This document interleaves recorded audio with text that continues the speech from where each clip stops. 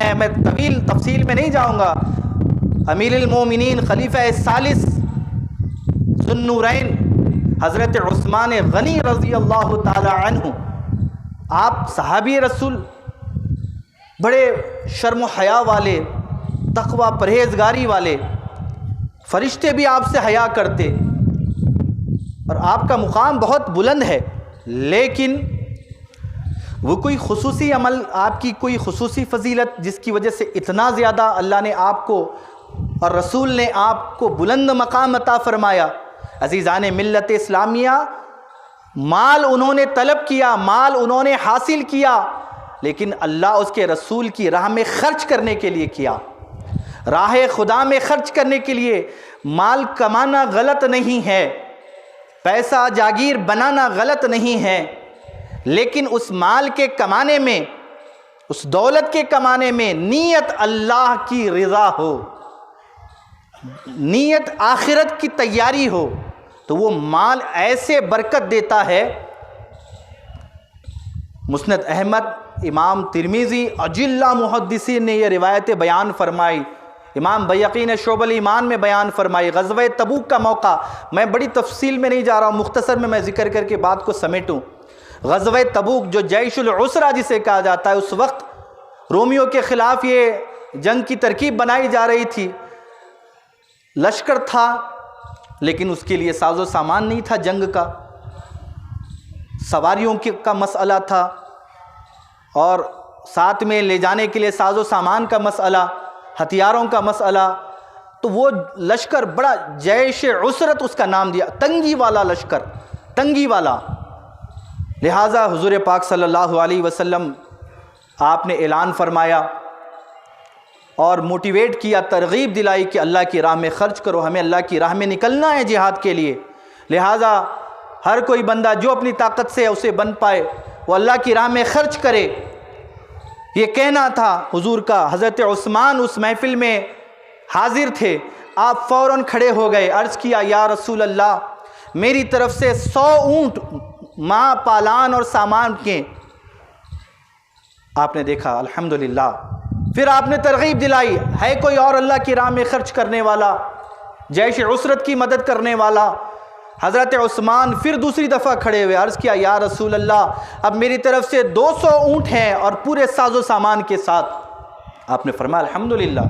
پھر آپ نے موٹیویٹ کیا، ترغیب دلائی، ہے کوئی اللہ کی راہ میں خرچ کرنے؟ عثمان پھر کھڑے ہوئے، عرض کیا یا رسول اللہ، 300 اونٹ میری طرف سے راہ خدا میں ساز و سامان کے ساتھ۔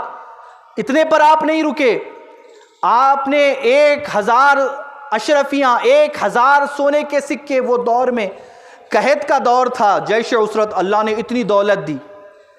تو دولت کا مل جانا، کوئی مالدار بن جائے تو ایسا نہیں کہ آخرت اس کی رسوا ہو گئی، نہ، اگر وہ مال کو اس طرح کماتا ہے اور اس طرح خرچ کرتا ہے تو پھر فروح و ریحان، پھر نور علی نور ہے۔ حضرت عثمان نے 1000 اشرفیاں، سونے کے سکے حضور کے قدموں میں لا کر نچھاور کر دی۔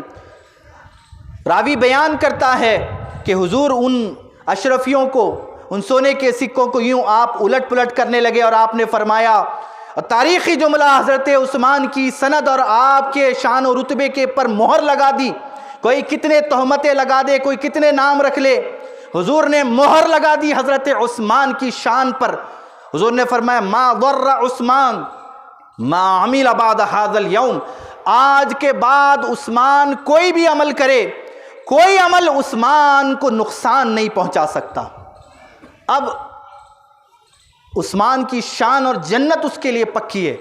ما ضر، ایک تو صحابی رسول ہیں، وہ تو شان ہی الگ ہے، شان صحابیت رتبہ ہی الگ ہے، لیکن اس کے بعد بھی عشرہ مبشرہ کی بشارت، پھر عشرہ مبشرہ کے بعد خلفائے راشدین میں سے آپ خلیفہ اور داماد رسول میں سے آپ، اور پھر حضور کا یہ فرمانا ما ضر عثمان ما عمل بعد هذا اليوم، عثمان آج کے بعد کوئی عمل کرے، کوئی عمل عثمان کو نقصان نہیں پہنچا سکتا۔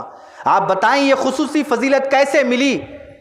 یہ فضیلت کیسے ملی؟ یہ مال کو راہ خدا میں خرچ کرنے سے ملی، مال کو جمع کر کے سمیٹ کے رکھنے میں نہیں ملی، بلکہ خدا کی راہ میں خرچ کرنے میں ملی۔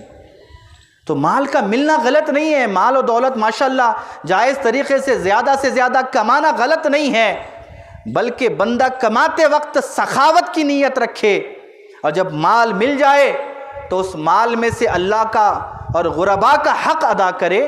جب بندہ یہ کرتا ہے تو پھر شان عطا ہوتی ہے، پھر وہ رحمتوں کا نزول ہوتا ہے، پھر وہ رسول اللہ کی طرف سے سندیں عطا ہوتی ہے، پھر وہ مہر بھی لگائی جاتی ہے کہ بس اب یہ جنتی ہے، اسے کوئی عمل نقصان نہیں دے گا۔